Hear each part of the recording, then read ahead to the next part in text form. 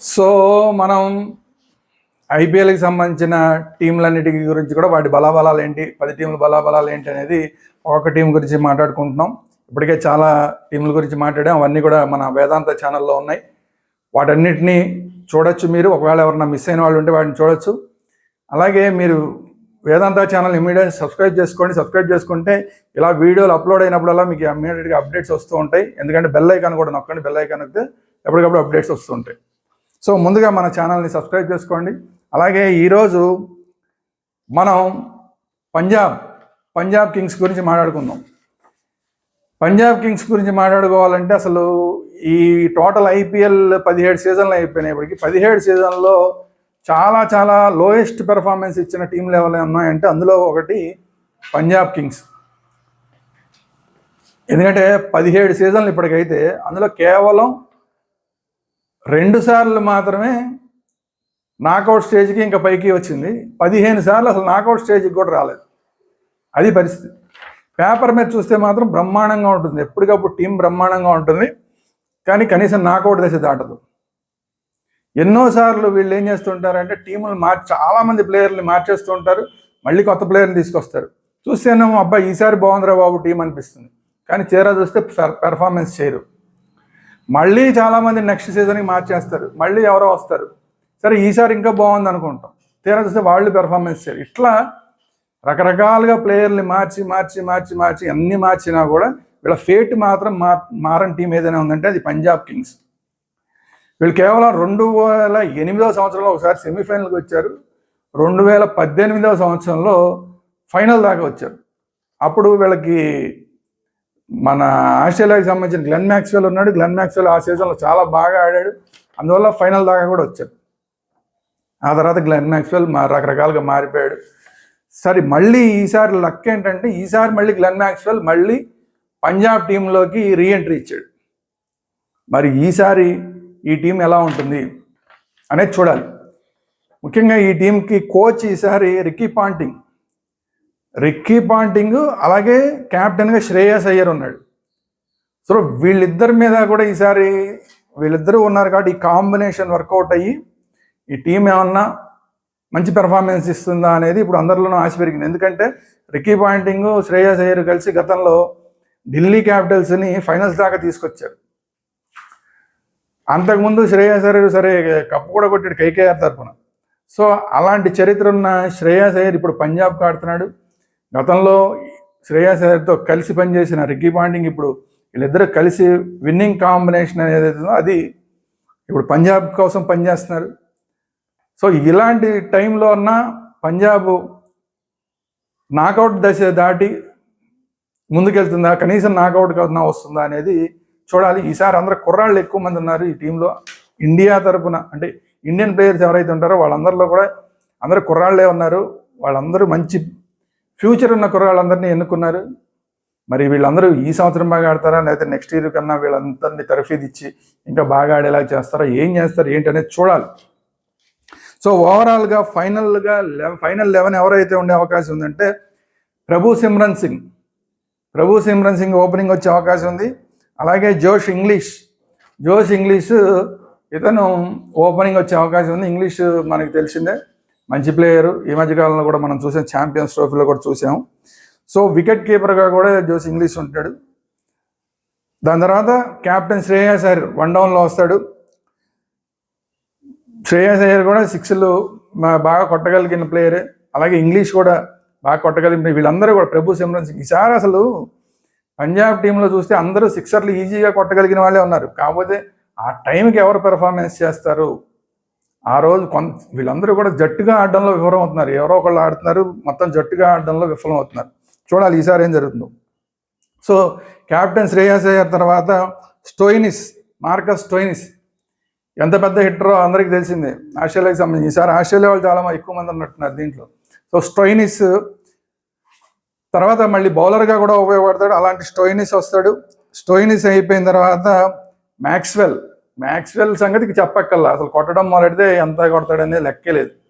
కాకపోతే ఏంటంటే ఇతని మీద ఉన్న పెద్ద డిసడ్వాంటేజ్ ఆస్ట్రేలియా కోసం అయితే బాగా ఆడతాడు, ఇక్కడ ఐపీఎల్కి వస్తే కనుక ఏదో జస్ట్ సరదాగా ఒక హాలిడే ట్రిప్కి వచ్చినట్టు వస్తాడు, పెద్ద సీరియస్గా ఆడడం అనేది అతని మీద ఉన్న ప్రధానమైన ఆరోపణ.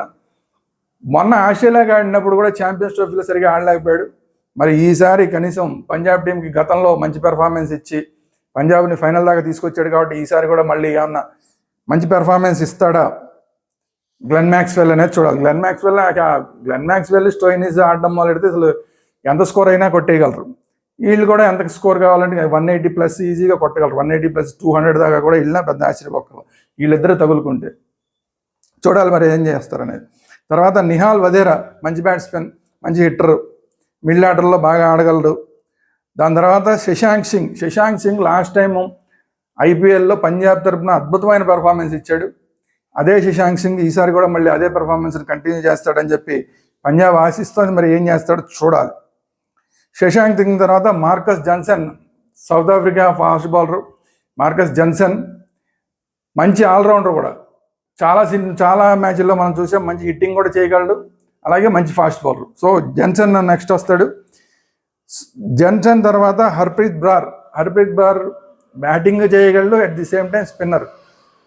సో ఇక్కడ దాకా కూడా అంటే ఆల్మోస్ట్ 9వ ప్లేయర్ దాకా కూడా మంచి బ్యాటింగే ఉంది. హర్ప్రీత్ బ్రార్ కూడా బాగానే బ్యాటింగ్ చేయగలడు కాబట్టి 9వ ప్లేయర్ దాకా కూడా బ్యాటింగ్ ఉన్నట్టే లెక్క. అక్కడి నుంచి హర్షదీప్ సింగ్ మన ఇండియాకి ఆడుతున్నాడు, మంచి ఫాస్ట్ బౌలర్, అందరికీ తెలిసిన, కొత్తగా చెప్పాల్సిన పని లేదు. హర్షదీప్ సింగ్ తర్వాత యష్ ఠాకూర్ కూడా మంచి బౌలరు. దాని తర్వాత ఇక్కడితో 11 మంది అయిపోయారు. కానీ వీళ్ళందరికన్నా కూడా కీ ప్లేయర్ ఎవరయ్యా అంటే ఈ మొత్తం పంజాబ్ స్క్వాడ్లో యజువేంద్ర చాహల్ ఇంపాక్ట్ ప్లేయర్గా వస్తాడు. 99.9% ఇంపాక్ట్ ప్లేయర్గా వస్తాడు యజువేంద్ర చాహల్ కనుక స్పిన్ బాగా వేస్తే ఎట్లాంటి టీంనైనా సరే టప వికెట్లు తీసేయగలిగిన బౌలర్. మంచి డబ్బులు కూడా పెట్టి ఈసారి యజువేంద్ర చాహల్ని పంజాబ్ వాళ్ళు కొన్నారు. మరి దానికి తగ్గ న్యాయం చేస్తాడా లేదా చాహల్ అనేది చూడాలి. సో చాహల్ కంపల్సరీ ప్లేయర్, కాకపోతే ఏంటంటే ఇంపాక్ట్ ప్లేయర్గా ఆడే అవకాశం ఉంది. ప్రతి మ్యాచ్లోనూ ఉంటాడు కానీ ఇంపాక్ట్ ప్లేయర్గా ఆడే అవకాశం ఉంది. దాని తర్వాత ఇంకొక మంచి ఫాస్ట్ బౌలర్, మంచి బ్యాట్స్మెన్ అయిన అజ్మతుల్లా ఉమర్జాయ్. అంటే వీళ్ళందరూ రిజర్వ్ కింద లెక్క. వీళ్ళందరిలో ఎవరికి ఛాన్స్ వస్తుంది, ఎవరికి ఛాన్స్ రాదనేది చెప్పలేం. ఎందుకంటే జోష్ ఇంగ్లీష్ ఒకవేళ ఏమైనా సరిగా ఆడలేకపోతే కనుక ఈ అజ్మతుల్లా ఉమర్జాయ్ని టీంలోకి తీసుకుని నిహాల్ వధేరాని ఓపెనింగ్ పంపిస్తారేమో చూడాలి. మరి అలాంటి ఆప్షన్ కూడా ఉంది. అప్పుడు ఇంకొక బ్యాట్స్మెన్ కూడా పెరుగుతాడు. సో అప్పుడు ఏంటంటే 10వ బ్యాట్స్మెన్ దాకా కూడా బ్యాటింగ్ చేయగలిగిన వాళ్ళు ఉంటారు. సో మరి వీళ్ళు ఏ ఆప్షన్ తీసుకుంటారనేది చూడాలి. దాని తర్వాత ప్రియాంష్ ఆర్య ఓపెనింగ్లో చాలా బాగా ఆడతాడు, మామూలుగా మంచి బ్యాట్స్మెన్. మరి ఆ ఆప్షన్ వాడుకోరా చూడాలి. తర్వాత పైలా అవినాష్ని మనకి ఏపీకి ఆంధ్రప్రదేశ్కి సంబంధించిన ప్లేయర్. ఇతన్ని పంజాబ్ వాళ్ళు తీసుకున్నారు. ఆడడానికి అవకాశం రావడం కష్టం, కానీ మంచి బ్యాటింగ్, మంచి సిక్సర్లు కొట్టగలిగిన బ్యాట్స్మెన్ పైలా అవినాష్. ఏమైనా అవకాశం వస్తుందేమో, రావాలని మనం కోరుకుందాం. ఎందుకంటే మనం తెలుగు వాళ్ళం కాబట్టి, మన ఆంధ్రవాడు కాబట్టి ఆడడానికి అవకాశం వస్తుందేమో అని ఆశిద్దాం. కానీ వచ్చే అవకాశాలు కొంచెం తక్కువ. తర్వాత సుయాష్ షెగ్డే కూడా చాలా మంచి బ్యాట్స్మెన్, మంచి పించ్ హిట్టర్. మరి సుయాష్ షెగ్డేకి ఆడడానికి అవకాశం వస్తున్నారు. అది వస్తే మాత్రం లోయర్ డౌన్ ఆర్డర్లో కనుక అతను తీసుకుని పించ్ హిట్టర్గా, ఫినిషర్గా కనుక వాడుకుంటే బాగా ఉపయోగపడతాడు. కానీ అవకాశం ఎంతవరకు వస్తుందనేది చూడాలి. తర్వాత ముషీర్ ఖాన్, అలాగే లోరీ ఫెర్గూసన్ అసలు యాక్చువల్గా మెయిన్ ఫాస్ట్ బౌలరు పంజాబ్కి లోరీ ఫెర్గూసన్. కానీ ఏంటంటే ఇతనికి ఫిట్నెస్ సమస్యలు ఉన్నాయి. ఈ ఫిట్నెస్ సమస్యల వల్ల లోరీ ఫెర్గూసన్ ఆడతా అనేది డౌట్. ఒకవేళ లోరీ ఫెర్గూసన్ కనుక ఆడితే కనుక జన్సన్ తప్పించే అవకాశం ఉంది. సో మరి లోరీ ఫెర్గూసన్ ఉంటాడా, జన్సన్ ఉంటాడా, ఎవరు ఉంటారనేది చూడాలి. తర్వాత వైశాఖి విజయ్ కుమార్, ఇతను కూడా మంచి ప్లేయరు, కానీ అవకాశం రావడం కష్టం. తర్వాత ప్రవీణ్ దుబే స్పిన్నర్ ప్రవీణ్ దుబే. ఇది ఇంకా ఉన్నారు, ఇంకొక 4-5 ఉన్నారు, కానీ వీళ్ళెవరికి కూడా అవకాశం వచ్చే ఛాన్స్ లేదు. సో మనం ఎక్కడి దాకా చెప్పుకున్నాము, ఈ అజ్మతుల్లా చాహల్ ఇంపాక్ట్ ప్లేయర్గా చాహల్ వస్తాడు. 12వ ప్లేయర్ దాకా మనం చెప్తాం. అక్కడ దాకా మాత్రం అవకాశం ఉంది. అయితే వీళ్ళ వీక్నెస్ ఏంటంటే బౌలింగ్ వీక్నెస్. బ్యాటింగ్ అయితే బాగానే ఉంది, కానీ బౌలింగ్లో కొంచెం వీక్నెస్ ఉంది.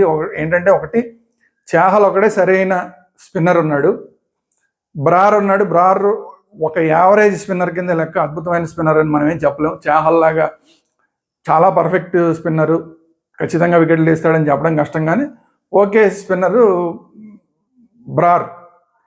At the same time Stoinis కూడా పనికి వస్తాడు, స్టోయినిస్ కూడా వేస్తాడు. అట్ ది సేమ్ టైం మన గ్లెన్ మ్యాక్స్వెల్ కూడా బౌలింగ్, స్పిన్ బౌలింగ్ వేస్తాడు. ఫాస్ట్ బౌలర్లో టోటల్గా జన్సన్ మీదను మన ఈ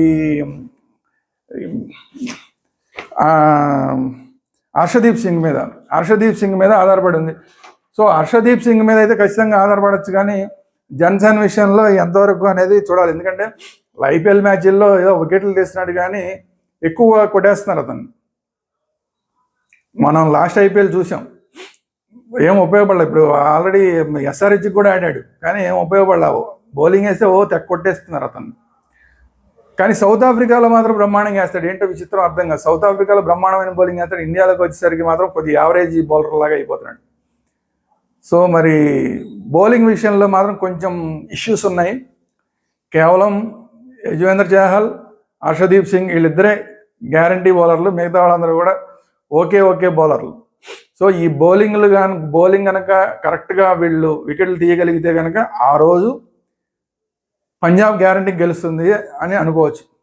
అయితే పంజాబ్కి ఉన్న అడ్వాంటేజ్ ఏంటంటే ఆల్రౌండర్లు, మొత్తం పైనుంచి కింద దాకా ఆల్రౌండర్లు, అందరూ బౌలింగ్ వేయగలిగిన వాళ్ళే. కానీ అందులో గొప్పగా బౌలింగ్ వేయగలిగిన వాళ్ళు ఎవరనేది కొంచెం తక్కువ. అడ్వాంటేజ్ ఏంటంటే ఆల్రౌండర్లు ఉన్నారనేది అడ్వాంటేజ్ అయినా, అద్భుతమైన బౌలర్లు ఉన్నారంటే అద్భుతమైన బౌలర్ లేదు, హర్షదీప్ సింగ్, యజువేంద్ర చాహల్ తప్ప. సో చూద్దాం ఏం జరుగుతుందో. కానీ వీళ్ళందరిలోకి మ్యాక్స్వెల్, స్టోయినిస్ వీళ్ళిద్దరే కీ ప్లేయర్లు. వీళ్ళిద్దరూ కనుక ఆడితే చాలా పెద్ద స్కోర్ కొట్టడానికి అవకాశం ఉంది. అదే చేజింగ్లో కూడా వీళ్ళిద్దరే మళ్ళీ కీలకం అవుతారు. వీళ్ళిద్దరూ కనుక షైన్ అయితే ఎంత పెద్ద స్కోర్నైనా కూడా చేజ్ చేయడానికి అవకాశం ఉంటుంది. సో మొత్తం అంతా కూడా ఫైనల్గా వచ్చేసరికి వీళ్ళిద్దరి మీద ఆధారపడి ఉంది. మ్యాక్స్వెల్, స్టోయినిస్ వీళ్ళిద్దరూ బ్యాటింగ్లోనూ అంతే స్థాయిలో ఉపయోగపడతారు, బౌలింగ్లో కూడా ఎంతో కొంత స్థాయిలో ఉపయోగపడతారు. సో ఓవరాల్గా మొత్తం పంజాబ్ టీం మొత్తం కూడా ఈ స్టోయినిస్, మ్యాక్స్వెల్ చుట్టూతో తిరుగుతూ ఉంటుంది. చూద్దాం ఏం జరుగుతుందో. ఈసారన్నా వీళ్ళు కనీసం నాకౌట్ స్టేజ్కి రాగలుగుతారా, నాకౌట్ స్టేజ్ దాటి ముందుకు వెళ్ళగలుగుతారా ఏంటి అనేది చూడాలి. పేపర్ మీద అయితే బాగానే ఉంది, అందరూ కూడా కొట్టగలిగిన వాళ్ళే ఉన్నారు. కానీ ఆ రోజు పెర్ఫార్మెన్స్ ఇవ్వడంలో, టీమ్ స్పిరిట్ తీసుకురావడంలో విఫలమవుతున్నారు. ఈసారి ఇందాకే ఫస్టే చెప్పినట్టు successful combination Ricky Ponting, Shreyas Iyer వీళ్ళిద్దరు కాంబినేషను ఒక టీమ్ స్పిరిట్ని పంజాబ్ టీంలో కనుక తీసుకురాగలిగితే కనుక మంచి రిజల్ట్లు వచ్చే అవకాశం అయితే ఖచ్చితంగా ఉంది. ఇది ఈరోజు వీడియో. ఈ వీడియో కనుక మీకు నచ్చినట్లయితే లైక్ చేయండి, మీ అభిప్రాయాలు ఏంటనేది కామెంట్ రూపంలో తెలియజేయండి. అట్ ది సేమ్ టైం ఈ వీడియో అందరికీ షేర్ చేయండి. మన ఛానల్ వేదాంత ఛానల్ని అందరూ సబ్స్క్రైబ్ చేసుకోండి. Thank you very much. జై హింద్, భారత్ మాతా కీ జై.